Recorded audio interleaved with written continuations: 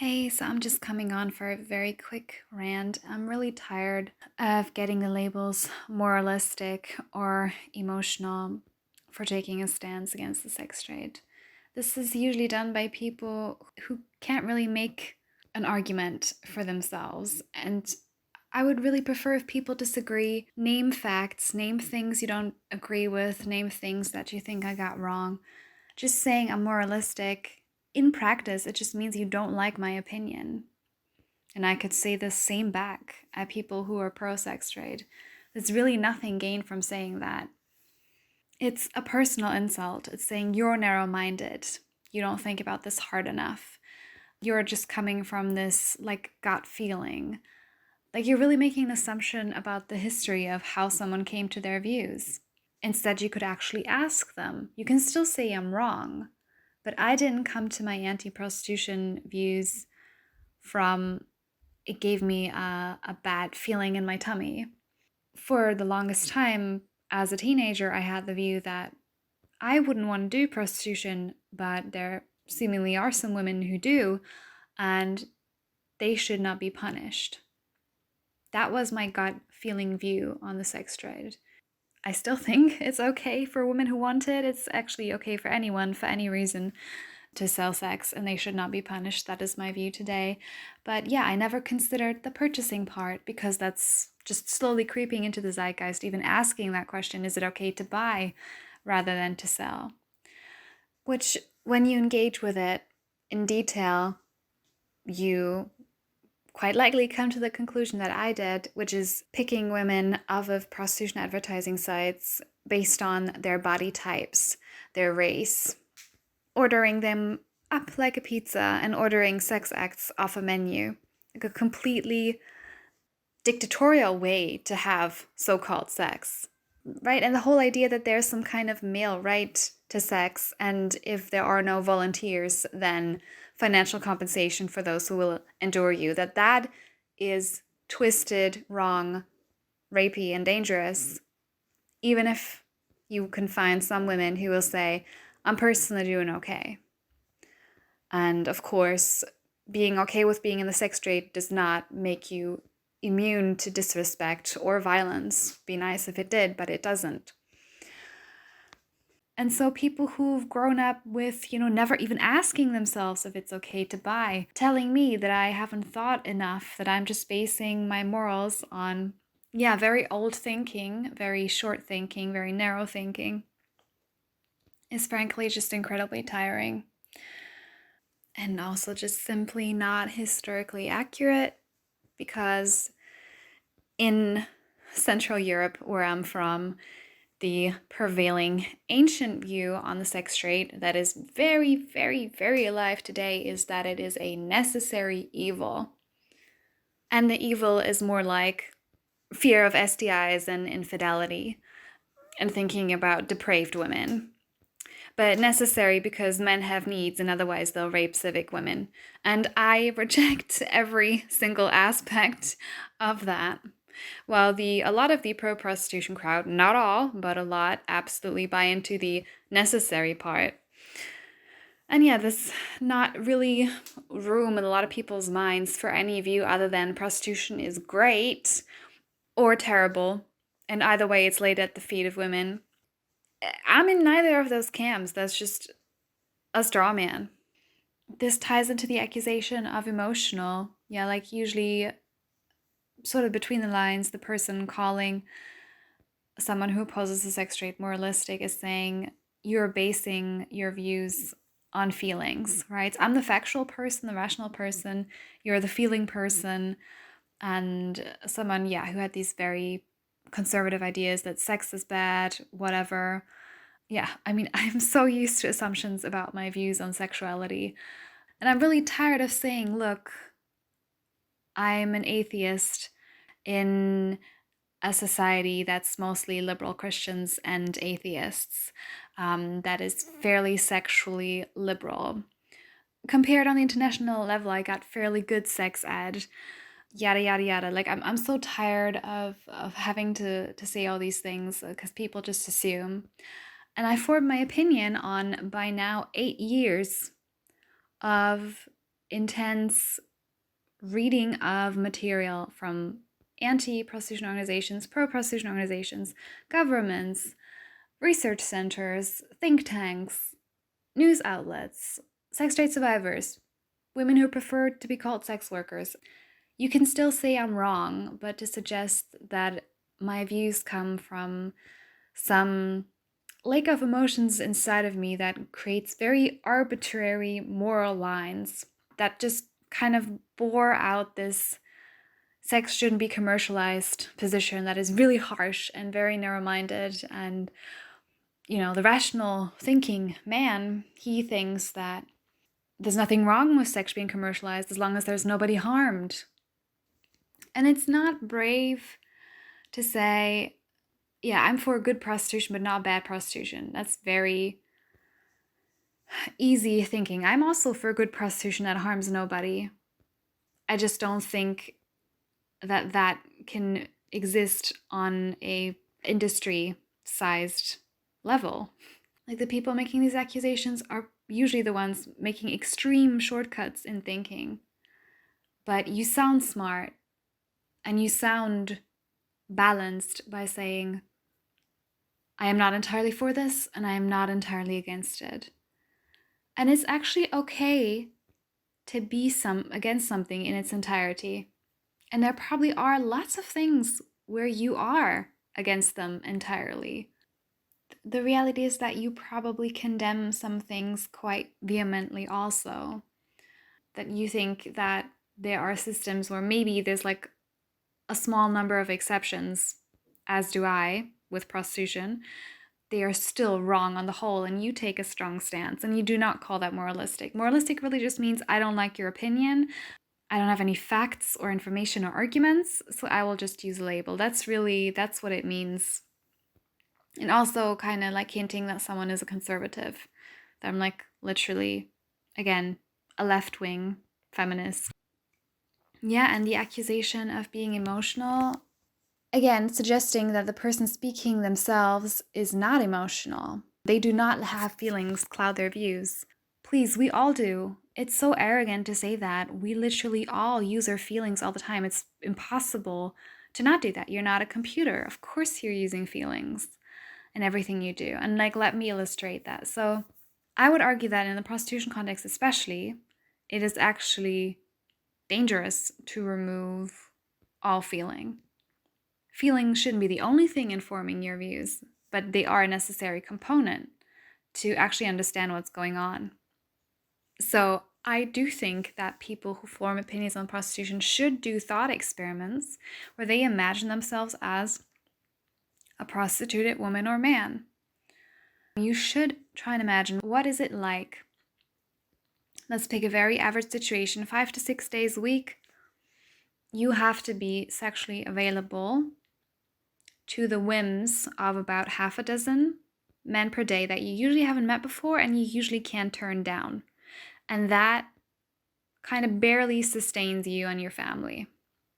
In order to write policy, you can see it. When politicians write policy on prostitution, they very clearly do not do that. And that's how they end up with tons of laws that just do not engage with women's real reality. Like, the German government gave women the ability to sue sex buyers who do not pay, not realizing actually you want to be paid up front because a sexually dissatisfied man can refuse payment. Actually, a health checkup every 2 weeks is not particularly helpful because, again, you've seen dozens and dozens and dozens of men until then. Really all it does is make sex buyers feel they're using a clean sector. Maybe the strongest illustration, all the stuff around so-called hygiene programs during COVID, where there was a list of things women were supposed to demand from Johns, like wear a mask at all times. Now, women often don't have the kind of negotiating power to even fully reliably enforce condom use. But on top of that, they were supposed to enforce mask use. Men keeping a certain distance during sex acts. It's just nobody wants to imagine what it's actually like. People try and block it out, right? They don't want to imagine lying naked under a sweaty grandpa being penetrated in a state of non-arousal. And so they make nonsensical policies. It was hard enough for people like train staff or service staff to enforce mask use. But now imagine you're a migrant woman that maybe doesn't even speak German well, and there's a physically stronger man, and he doesn't want to use a mask, and he doesn't want to keep distance between your faces. There are scientific ways to understand these things, but also putting yourselves in the shoes. What is it like to have these random men turning up, and you will be smelling them and tasting them and feeling them inside you? Right, and many women say prostitution is traumatizing. Prostitution feels like being paid to be raped. And a lot of people have this knee-jerk reaction of, oh, that's crazy, that's insane, no, that can't be like being raped. You're actually having an emotional reaction there, just to point that out. You're having an emotional response to the term rape that seems too harsh. If you actually do the thought experiment, again, imagine that you have to keep doing this for years, and you cannot stop, or like your fridge will be empty, your kids won't be able to get school supplies, they'll turn your electricity off, etc. Like, we're not even talking about trafficking, we're just talking about poverty, prostitution, which I think is the biggest chunk of the industry. If you don't put yourself in the shoes of what that feels like, you won't get those expressions by women. And I'm not saying they go for everyone, but they go for a lot of women, and it is important to understand that. Again, like I just pointed out, people do actually have emotional reactions to this topic all the time who claim it's just others who do. And I'm also telling you, like, now you're saying, no, I don't want to like look into what that would feel like to have sex with strange men per day. Like, why is that necessary? That sounds stupid. I'm telling you, you already do make shortcuts on actually any sexual moral dilemma by projecting your experiences of sex, good or bad, or sexual violence onto it. You do. When someone tells you something about sex, your mind thinks back to the times that you've had sexual experiences. That's normal. And the same thing goes for prostitution. Me asking you to do these thought experiments, imagining a row of male strangers putting their hands on you and their penises inside your mouth or your anus or your vagina if you have one, it's not the first time that you're thinking about sex that you've had and connecting it with prostitution. You've already done that. I promise you have, or at least tons of people have. I encounter this when men say it would be great to be a prostitute because they imagine that it means having sex with like half a dozen young women because that's the sex that they've had or that's the sex they'd like to have. When they think of sex, that's what they think about. So they've already put themselves in, and they have their positive feelings projected onto the sex trade. When really they'd have to, again, imagine half a dozen men, and imagine those men shoving it up your, The same way I encounter a lot of women who've had bad experiences with sex. They wouldn't classify as violence, but they weren't really great and consensual either. So they imagine, okay, the woman wouldn't be attracted to 7 men, and she doesn't like really wanna have sex with those men, but maybe it's kind of like that time I was kind of tired and wasn't really into it, and my boyfriend, we hadn't seen each other for 2 weeks and he was very insistent, and then I went with it and I didn't love it, but I didn't hate it. I didn't get injured. Maybe it's like that. So I'm not asking you to do something that you haven't done, but I'm asking you to do it a little more carefully. Sure, like projecting our own experiences, good or bad, can lead us astray. That's why I recommend go and actually read what women describe. And yes, you will have to avoid testimonies that have been created for the purpose of making money. So you will find advertising sites for prostitution that describe women having like 10 orgasms a day. Even, private blogs of women currently in the industry. I'm not saying those are all lies. I actually read them too, and I do learn from them. But you do have to keep some level of, skepticism when someone is currently making money, because they have to advertise to their clientele that they love this, because that's what men want to hear. That's the illusion they pay for. And again, I'm not saying that every woman suffers horrifically in prostitution, but a lot do. So read what a lot of them have to say and actually take I know this can be hard, it can be quite painful, but take a little bit of time putting yourself in their shoes as human beings, right? As young women with a history, with interests, with preferences, with talents, with families, with life stories. Imagine it's your body going through these things in your psyche.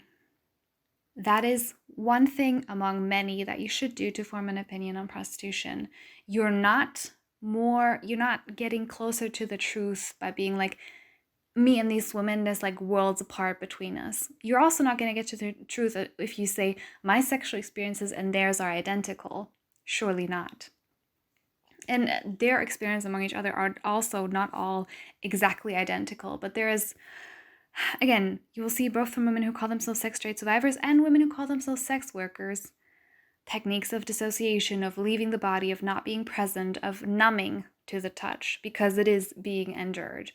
Prostitution is, I believe, and there's tons of evidence to support that, financially compensated, endured sexual activity. That's putting it as unemotional as I can, and a lot of it I would say is assault. Yeah, studies show me that. Studies on the health of women, on the mental health, the physical health, on the sex buyers, their attitudes, their behaviors, on the police reports, on the NGO reports. Again, pro-prostitution, anti-prostitution, and things in between. They all tell me that, but there is an emotional component to it that helps understand it, I believe, on a deeper level. So, just to finish this rant, not taking a position when really you are, even this like half-assed, I'm for good prostitution but not bad prostitution, is taking a stance. And you are demanding from me that I join you in supposedly rational land. In that way, you are being moralizing also. We are both trying to moralize each other, essentially, and think the other person is not thinking far enough. And also the idea that you're not emotional, but I am. No, we are all emotional, and we do need to be aware of that. And I have certainly had moments where I'm like, okay, so I just had a disgust reaction, but is that warranted? Is my gut feeling correct?